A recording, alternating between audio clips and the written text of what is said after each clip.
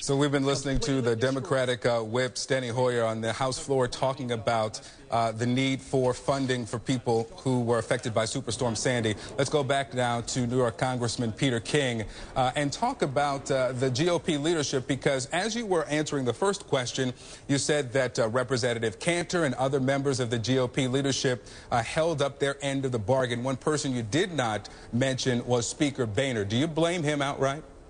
I do. Speaker Boehner is the one. He walked off the floor. He refused to tell us why. He refused to give us any indication or warning whatsoever.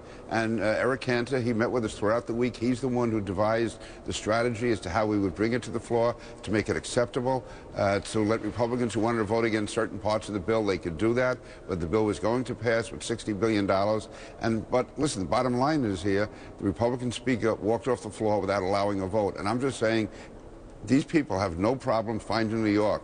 These Republicans, when they're trying to raise money, they raise millions of dollars in New York City and New Jersey. They sent Governor Christie around the country, raising millions of dollars for them. I'm saying anyone from New York and New Jersey who contributes 1 penny to the Republican Congressional Campaign Committee should have their head examined.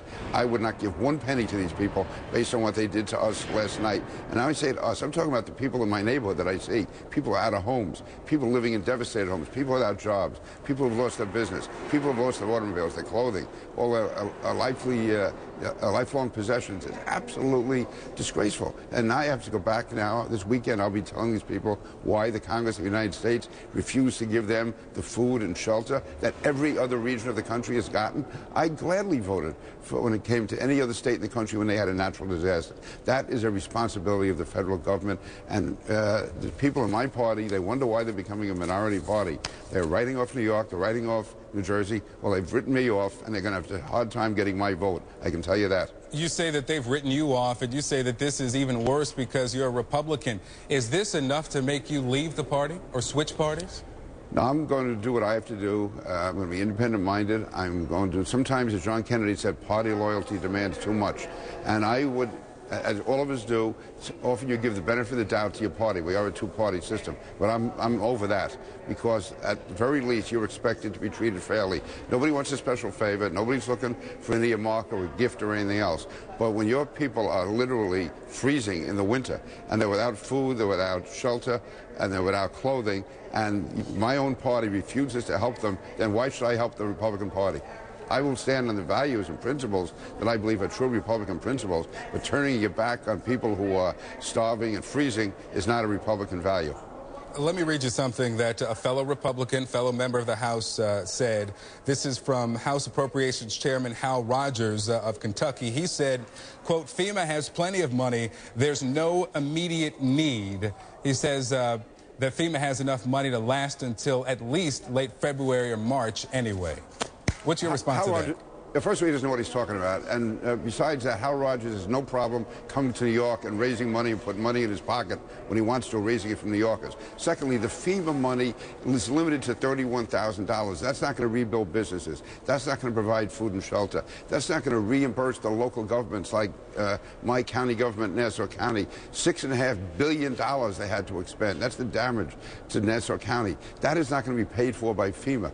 That is why you need the special type of community development block grant money that Governor Christie wanted so much in New Jersey, that Governor Cuomo wanted in New York, that County Executive Mangano and below needed on Long Island. That's the money you need, not the FEMA money, not the flood insurance money. Yes, that's needed, but that's not what you need in time of disaster. That's not what we did for Katrina. And that's why in the bill there was $33 billion, which was documented down to the last penny. So listen, Hal Rogers can play his game. He can suck up to the Republican speaker if he wants to, but he can stay out of New York, Hal. Stay out of New York, raise your money down in Kentucky.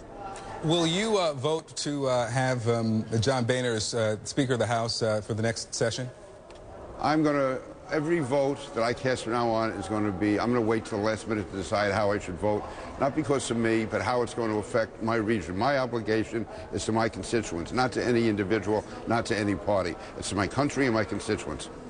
So would it be fair to interpret that as you have not yet decided if you will vote to elect John Boehner as Speaker in the 113th Congress?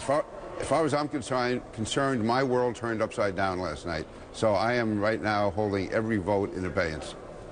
Have you reached out to the Speaker's office to find out why this did not come up for a vote?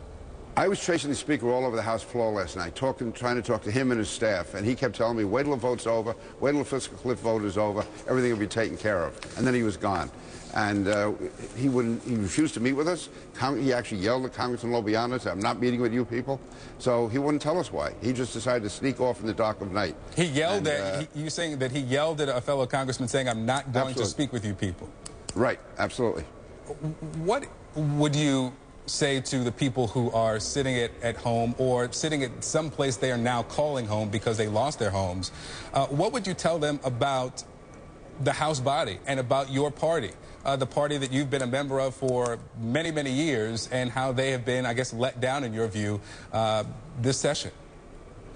I would say the Republican Party has said it's the party of family values. Last night it turned its back on the most essential value of all, and that's to provide food, shelter, clothing, and relief for people who have been hit by a natural disaster. And I would say that the Republican Party has turned its back on those people, and it's going to be very hard for me to ask any of those people to vote for the National Republican Party. Certainly I hope they vote for me, because I'm going to be doing the job that I do, but I don't blame them for being thoroughly disgusted. And I'm telling you, there are seats, the Republican seats in the Northeast, I think were lost last night. If we put this in purely political terms, there are a number of Republicans who maybe can kiss their seat goodbye because of what was done to them. Not because of what they did, but what was done to them. Because the issue is, if you can't provide the most basic assistance for your district, who needs you in Congress? Why have a Republican? Why not go with a Democrat? We have to explain that when we go home. So the Republican Party, they talk about having an image problem. This is a reality problem they have. We're talking with Congressman Peter King of New York, representing an area that was devastated by Superstorm Sandy. Sir, I want to continue this conversation, but we're going to take a quick break and come back and talk a little more.